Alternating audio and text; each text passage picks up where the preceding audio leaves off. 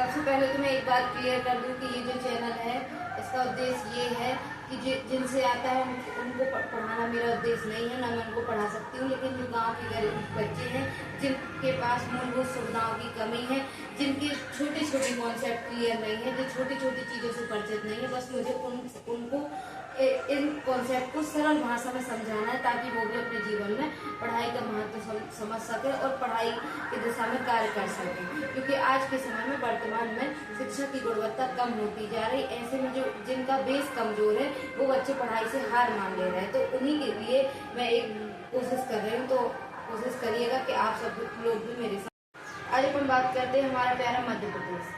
मध्य प्रदेश के बारे में हमें सबसे पहले तो इसलिए जानना चाहिए क्योंकि इस राज्य में हम रहते हैं। नो डाउट हमारा देश भारत है, लेकिन मध्य प्रदेश हमारा राज्य है, तो हमें अपने राज्य के बारे में जानने के पहले दायित्व बनता है। तो सबसे पहले हम जानेंगे मध्य प्रदेश राज्य का गठन कब हुआ था। 1 नवंबर 1956 को हुआ था। इसके गठन होने की अलग स्टोरी है, उसको किसी दिन मैं बताऊंगी। इसके बाद जब मध्य प्रदेश राज्य का गठन हो गया 1 नवंबर 1956 को, उसके बाद 1 नवंबर 2000 को मध्य प्रदेश राज्य से छत्तीसगढ़ राज्य अलग होकर अलग राज्य बन गया। ऐसे में 2000 के बाद से मध्य प्रदेश राज्य में 10 संभाग और 55 जिले हैं। तो हम बात करते हैं सबसे पहले मध्य प्रदेश के जो पहले राज्यपाल थे वो थे पट्टाभी सीतारमैया। अब आप सब सोचेंगे कि मैं आपको ये सब क्यों बता रही हूँ, तो हमेशा कभी भी कोई चीज बनती है तो उसका पहला और वर्तमान विशेष होता है, इसलिए आप सबको और मुझे भी ये सब होता है कि पहला कौन था। तो इसलिए पहला राज्यपाल कौन था? पट्टाभी सीतारमैया। पहले मुख्यमंत्री कौन थे? पंडित रविशंकर शुक्ल।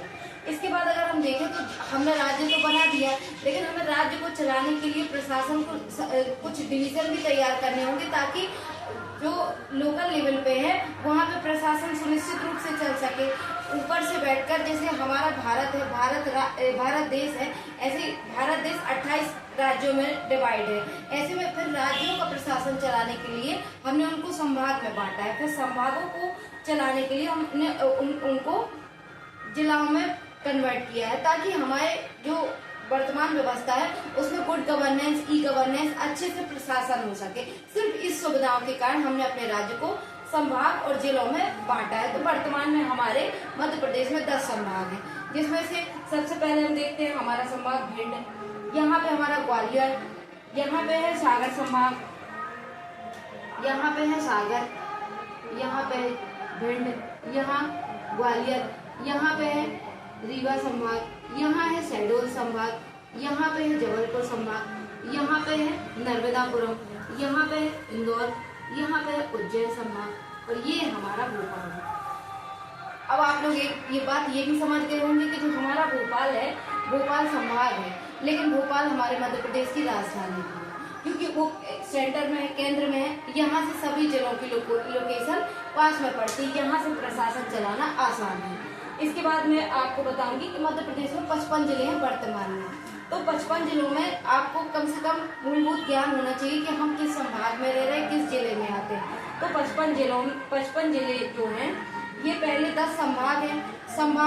पहले राज्य होता है, उसके बाद संभाग होता है, उसके बाद जिले होते हैं, उसके बाद ग्राम पंचायत, नगर पंचायत होती है, उसके बाद ग्राम पंचायतों पर प्रशासन चलता है।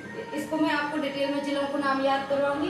इसके बाद वर्तमान में राज्यपाल कौन है? हमारे बंगूभाई छगन भाई पटेल और वर्तमान में मुख्यमंत्री हैं डॉक्टर मोहन यादव।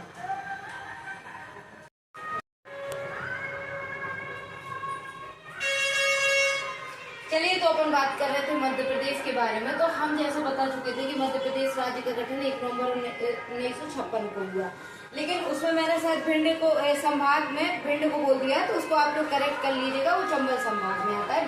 भिंड एक जिला है। तो मैं बता रही थी कि मध्य प्रदेश में अगर 55 जिले हैं तो स्वाभाविक है कि आसपास कोई पड़ोसी राज्य होंगे, क्योंकि मध्य प्रदेश खुद एक राज्य है। तो मध्य प्रदेश के 5 पड़ोसी राज्य हैं। तो आज हम देखेंगे कौन से 5 पड़ोसी राज्य हैं। तो हमारा प्यारा उत्तर प्रदेश मध्य प्रदेश का एक पड़ोसी राज्य है। दूसरा है छत्तीसगढ़, जो कि 1 नवंबर 2000 को मध्य प्रदेश से अलग हो गया है। तीसरा है महाराष्ट्र, चौथा है गुजरात, 5वां है राजस्थान। एक बार फिर से बोलेंगे, मध्य प्रदेश के 5 पड़ोसी राज्य हैं: उत्तर प्रदेश, छत्तीसगढ़, महाराष्ट्र, गुजरात, राजस्थान। इसके बाद हम देखेंगे कि मध्य प्रदेश का सबसे उत्तरी जिला कौन सा है। तो सबसे उत्तरी जिला है मुरैना। इसके बाद हम देखेंगे मध्य प्रदेश का सबसे पूर्वी जिला कौन सा है, सिंगरौली। मध्य प्रदेश का सबसे पश्चिमी जिला है अलीराजपुर। मध्य प्रदेश का सबसे दक्षिणी जिला है बुरहानपुर। इसके बाद हम देखेंगे कि मध्य प्रदेश में उत्तर से दक्षिण की लंबाई है 605 किलोमीटर और पूर्व से पश्चिम है 870 किलोमीटर। अब आप सब सोच रहे होंगे कि ये सब मैं आपको क्यों बता रही हूँ, तो आप स्वाभाविक है कि गवर्नमेंट जॉब की तैयारी कर रहे होंगे, तो कल के दिन जब आप प्रशासन में जाएंगे तो जब आपको मध्य प्रदेश की बेसिक जानकारी रहेंगे तब आप प्रशासन को अच्छे से चला पाएंगे। इसलिए कंपटीशन में भी हमसे ये सब क्वेश्चन पूछे जाते हैं और ये सब हमको पता भी होना चाहिए। इसके बाद हम बात करते हैं मध्य प्रदेश का राष्ट्रीय पशु। अब आप लोग एक बात ध्यान रखिएगा कि मैं हर चीज होती है, जो कुछ चीजें कॉन्सेप्ट होती हैं और कुछ चीजें आपके फैक्ट होते हैं। तो जो फैक्ट होते हैं उन्हें आपको याद ही करना होता है, लेकिन जो कॉन्सेप्ट होते हैं उनको समझाना होता है। तो जैसे जो चीजें कॉन्सेप्ट रहती है वो मैं आपको समझा देती हूँ। जैसे मध्य प्रदेश का राष्ट्रीय पशु बारहसिंगा है तो है। मध्य प्रदेश का राजकीय पुष्प सफेद लिली है तो है। मध्य प्रदेश का राजकीय वृक्ष बरगद है तो है। फसल सोयाबीन है तो है। मध्य प्रदेश का राजकीय फल आम है। मध्य प्रदेश का राजकीय नृत्य राई है। मध्य प्रदेश का राजकीय नाट्य मालवा है। ये माछ है जो कि मालवा में फेमस है। इसके बाद मध्य प्रदेश का जो गान है जो हम सभी 1 नवंबर 2000 और 1956 से सुनते आ रहे हैं, सुख का दाता सबका साथी मेरा मध्य प्रदेश है। इसके बाद हम देखें मध्य प्रदेश की राजकीय मछली महासीर है और राजकीय खेल मलखम्ब है, जिसको 2013 में सरकार ने बनाया था, मध्य प्रदेश सरकार ने। अब हम देखें तो ये चीजें हो गई फैक्ट की जो आपको याद करनी होंगी। अगर हम देखें कि हमने राज्य तो बना दिया 1 नवंबर 1956 को, लेकिन हमें प्रशासन भी चलाना होगा। तो हमारा प्रशासन, मेरा मोटिव ये है कि आप लोग को चीजें समझ में आए। अगर आप पढ़ाई को आसानी में समझ में आएगा तो वो चीजें हमें आसानी से याद हो जाएगी। जैसे हमें कभी भी गांव के सरपंच का नाम याद नहीं करना पड़ता है, हमें याद हो जाता है। हमें गांव के सचिव का नाम पता होता है क्योंकि हम उनके साथ कनेक्ट होते हैं। ऐसे ही हमारे प्रशासन के बस हमें स्तर को समझना है, कुछ चीजें अपने आप हमें याद हो जाएंगी। बाकी जो फैक्चुअल चीजें वो आपको याद करनी पड़ेंगी। तो जैसे कि हम देखें हमारा जो है ये पूरा विश्व है, तो विश्व में 200 के आसपास देश हैं। तो ऐसे में ही हमारा प्यारा देश है भारत, जो कि कब आजाद हुआ था, 15 अगस्त 1947 को। जब हमारा देश आजाद हुआ तो हमें इसके प्रशासन को चलाने के लिए एक सुचारू व्यवस्था चाहिए होगा, सिस्टम चाहिए होगा जहाँ नीतियां बने। फिर उसके बाद जब आपके पास पॉलिसी बनती है फिर उसका इम्प्लीमेंटेशन होता है। तो इसके लिए हमने बनाया संसद को, हमारे संविधान में इसका प्रावधान किया गया। तो संसद में 3 चीजें आती हैं। संसद में आता है राज्यसभा, संसद के 3 अंग होते हैं, राज्यसभा, लोकसभा और इसमें हमारे राष्ट्रपति भी आते हैं। राष्ट्रपति, तो जब भी कोई पॉलिसी बनती है तो इन तीनों के सामंजस्य बनती है। अगर इन तीनों में कोई भी एक सेटिस्फाई नहीं है तो अपनी पॉलिसी नहीं बन पाती है। तो ये चीज हमारे भारत के लेवल पे होती है। लेकिन आप ऊपरी स्तर से आप जमीनी स्तर की समस्या नहीं समझ सकते, इसलिए हमने 28 राज्य बनाए जो कि अपनी अपनी व्यवस्था के अनुसार हुए। समय समय पर राज्यों का गठन होता रहता है, आगे भी होता रहेगा। इसके बाद है 28 राज्यों में हमने विधानसभा, इन राज्यों की जो नीतियां बनती हैं वो कहाँ बनती है, विधानसभा में। तो विधानसभा में क्या होता है, विधानसभा में कई राज्यों में विधान परिषद भी होती है, वो वहाँ की जनसंख्या और विधानसभा की डिमांड के अनुसार बनती है। और यहाँ पे राज्यपाल होता है राष्ट्रपति की जगह। ऐसे ही हमारे मध्य प्रदेश में भी, मध्य प्रदेश एक राज्य है लेकिन मध्य प्रदेश का संसद में भी तो प्रतिनिधित्व होगा। तो जब हमारा मध्य प्रदेश संसद में जाता है तो हमें जानना चाहिए मध्य प्रदेश के कितने लोग राज्यसभा में जाते हैं। तो हमारे मध्य प्रदेश के 11 लोग राज्यसभा में, 11 सीटें राज्यसभा में हैं। लोकसभा में मध्य प्रदेश की 29 सीटें हैं और हमारे मध्य प्रदेश में विधानसभा की सीटें 230 है। अब हमने ये चीजें आप लोग को याद करने की जरूरत नहीं है, बस बेसिक कॉन्सेप्ट समझ जाए। हमारे जो देश में देश की व्यवस्था चलती है वो संसद बनाता है। तो संसद में मध्य प्रदेश से राज्यसभा में कितने लोग बैठते हैं, तो 11 सीटें रहती हैं मध्य प्रदेश की। ऐसे अगर हम देखें लोकसभा में कितनी सीटें रहती हैं, तो 29 सीटें रहती हैं। ऐसे ही विधानसभा जो मध्य प्रदेश के लेवल की है, तो मध्य प्रदेश में 230 सीटें हैं। इसकी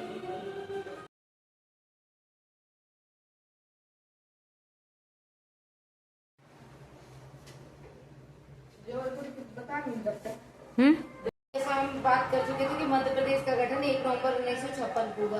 कुछ चीजें जब हम बार बार बोलते हैं तो वो चीजें हमारे दिमाग में आने लगती है, इसलिए आप लोग जितना ज्यादा चीजें बार बार बोलेंगे आपके दिमाग में आते जाएंगे। मध्य प्रदेश का गठन 1 नवंबर 1956 को हुआ। छत्तीसगढ़ राज्य कब अलग हुआ? 1 नवंबर 2000 को। मध्य प्रदेश में संभाग कितने हैं? 10। जिले कितने हैं? 55। इनको बार बार बोलना है, जब बार बार प्रैक्टिस करेंगे तब आपको चीजें आएंगी। अब हम बात करते हैं कि जैसे हमने बताया था आपको, मध्य प्रदेश के पहले राज्यपाल कौन है? पट्टाभी सीतारमैया। पहले मुख्यमंत्री कौन है? पंडित रविशंकर शुक्ल। ऐसे हमारे देश में महिलाएं बहुत कम ऊंचे पदों पर पहुंच पाती हैं, और आज भी हमारे आजादी के इतने 75 साल पूरे होने के बाद भी आज भी कुछ पद ऐसे हैं जिसमें महिलाएं नहीं पहुंच पाई। जैसे आज तक हमारे भारत की मुख्य न्यायाधीश कोई महिला नहीं बन पाई है। तो ऐसे में महिलाएं हमेशा एक संवेदनशील मुद्दा रहा है, क्योंकि महिलाओं का प्रतिनिधित्व तो कम है। तो ऐसे में हमें फर्स्ट महिला हमेशा इम्पोर्टेंट होती है। तो मध्य प्रदेश की पहली महिला राज्यपाल कौन थी? सरला ग्रेवाल जी। उसके बाद अभी तक कोई महिला राज्यपाल नहीं बनी है, ये पहली थी। कौन? सरला ग्रेवाल जी। इसके बाद मध्य प्रदेश की पहली महिला मुख्यमंत्री जी थी उमा भारती जी। तो हमेशा आप किसी भी चीज की तैयारी करें तो मध्य प्रदेश हो या किसी अदर स्टेट की हो, भारत की हो, पहली महिला और प्रथम व्यक्ति, ये दोनों हमेशा इम्पोर्टेंट होते हैं। तो इसके बाद हम देखेंगे मध्य प्रदेश की जनसंख्या। मध्य प्रदेश की जनसंख्या है 7,26,26,809। ऐसे में हमें देखना पड़ेगा कि मध्य प्रदेश की जब इतनी प्यारी जनसंख्या है तो आज हमारा मध्य प्रदेश क्यों पिछड़ा हुआ राज्य में आता है? मध्य प्रदेश को बीमारू राज्य में गिना जाता है। तो इसका कारण क्या है? इसका कारण है हमारे मध्य प्रदेश का क्षेत्रफल कितना है? 3,08,252 वर्ग किलोमीटर। तो जब हमारे मध्य प्रदेश का क्षेत्रफल 3,08,252 वर्ग किलोमीटर है और इसमें हमारी जनसंख्या कितनी है? 7,26,26,809। तो ऐसे में जनसंख्या ज्यादा है और क्षेत्रफल कम है, और तो हमारी जो जनसंख्या है जिसको हम जननांकी लाभांश के रूप में कन्वर्ट कर सकते हैं, वो जनसंख्या हमारे ऊपर बोझ बनती जा रही है, क्योंकि हमारे राज्य में वर्तमान में शिक्षित बेरोजगारी चरम पर है। दूसरी चीज है कि हमारे देश में उद्योग एमएसएमई को ज्यादा बढ़ावा नहीं मिल पा रहा है, और सरकार की पॉलिसी आती है उनका जमीनी लेवल पर इम्प्लीमेंटेशन की दिक्कत आ रही है। ये सब मैं आपको बताऊंगी, लेकिन हमारे ये कॉन्सेप्ट है कि मध्य प्रदेश की जनसंख्या 7,26,26,809 है और मध्य प्रदेश का क्षेत्रफल 3,08,252 वर्ग किलोमीटर है। जब आपको ये चीजें क्लियर होंगी तब आप मध्य प्रदेश की समस्याएं और समाधान आप खुद बता पाएंगे। ऐसे में हम देखते हैं मध्य प्रदेश में मिट्टियां कितने प्रकार की पाई जाती हैं। तो मिट्टियों को हम इसलिए जानते हैं क्योंकि हमें जब पता होगा कि किस क्षेत्र में कौन सी मिट्टी पाई जाती है तो हम उसी के अनुरूप फसल उगाएंगे, उसी के अनुरूप हम अपने व्यापार को बढ़ावा देंगे, क्योंकि मिट्टियों का हमारे खेती में बहुत बड़ा योगदान होता है। तो मध्य प्रदेश में पहले ही सबसे ज्यादा मात्रा में पाई जाती है काली मिट्टी, लगभग 47% भाग पे काली मिट्टी पाई जाती है। और काली मिट्टी क्या होती है? उपजाऊ होती है। तो स्वाभाविक सी बात है, जब आपसे कोई क्वेश्चन करे कि मध्य प्रदेश को वैसे भी गेहूं राज्य के रूप में जाना जाता है, तो सबसे ज्यादा गेहूं कहाँ होता है? तो ये मालवा के क्षेत्र में, जहाँ काली मिट्टी पाई जाती है। इसके बाद दूसरी मिट्टी है लेटेराइट मिट्टी। लेटेराइट मिट्टी मध्य प्रदेश में पाई जाती है, लेकिन बहुत कम मात्रा में पाई जाती है। तीसरी मिट्टी है जलोढ़ मिट्टी। जलोढ़ मिट्टी जब चंबल नदी अपर्दन करते हुए जाती है तो जलोढ़ मिट्टी का निर्माण होता है, तो ये हमारे चंबल वाले एरिया में पाई जाती है। इसके बाद तीसरी मिट्टी है मिश्रित मिट्टी और चौथी मिट्टी है लाल पीली मिट्टी। तो 5 मिट्टी को फिर से हम रिवाइज करेंगे। पहली मिट्टी काली मिट्टी, दूसरी मिट्टी लेटेराइट मिट्टी, तीसरी मिश्रित, चौथी लाल पीली मिट्टी और 5वीं जलोढ़ मिट्टी। आपको बिल्कुल स्ट्रेस नहीं लेना, एकदम रिलैक्स, सब याद हो जाएगा। बस आपको सुनना है और समझना है चीजों को। कुछ चीज जो फैक्ट है वो याद करना है और कुछ चीज जो कॉन्सेप्चुअल है उनको समझ के याद करना है। मध्य प्रदेश में 10 संभाग हम बता चुके, ये चंबल, ये ग्वालियर संभाग, ये सागर संभाग, ये रीवा संभाग, ये शहडोल संभाग, ये जबलपुर संभाग, ये नर्मदापुरम संभाग, ये इंदौर संभाग, ये उज्जैन संभाग और ये भोपाल संभाग। अगर आपको किसी भी जगह की लोकेशन क्लियर नहीं होगी तो आप जब फैक्चुअल चीजें याद करोगे तो वो आपके दिमाग से निकल जाएंगी। जैसे आपसे कोई पूछेगा मध्य प्रदेश की राजधानी क्या है, अगर आपको पता नहीं होगा भोपाल कहाँ है तो आप उसको कुछ भी बताएंगे और भोपाल आपको टफ लगेगा। जैसे कहीं आप जाते हो, कंडक्टर बोलने लगे कि नीमच, मंदसौर, रतलाम और पन्ना का व्यक्ति उसमें जाके बैठ जाए तो अगर उसको लोकेशन क्लियर नहीं तो वो भटकता रहेगा। ऐसे में हमारे लिए पहली प्राथमिकता होती है कि हमें लोकेशन पता हो। तो हमें सबसे पहले संभागों के 10 नाम याद करने हैं, बहुत इजी है। सबसे पहला चंबल, ग्वालियर, सागर, रीवा, शहडोल, जबलपुर, नर्मदापुरम, इंदौर, उज्जैन, भोपाल। ठीक है, इसके बाद हम 55 जिलों के नाम याद करते हैं, बहुत आसान है। सबसे पहले हम चंबल संभाग देखते हैं। चंबल संभाग में 3 जिले आते हैं, भिंड, मुरैना, श्योपुर। चंबल संभाग में 3 जिले आते हैं, भिंड, मुरैना, श्योपुर।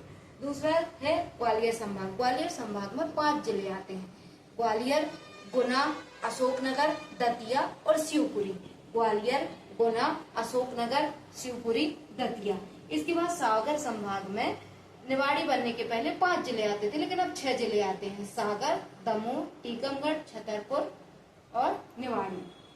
इसके बाद रीवा। रीवा में 6 जिले आते हैं, पहले 4 जिले आते थे, लेकिन जब से मैहर और मऊगंज को जिला बना दिया गया तब से 6 जिले आते हैं। तो रीवा, सतना, सीधी, सिंगरौली, मऊगंज और मैहर, कितने हो गए? 6 जिले रीवा के हो गए। इसके बाद शहडोल संभाग में 3 जिले आते हैं, शहडोल, उमरिया, अनूपपुर। शहडोल, उमरिया, अनूपपुर।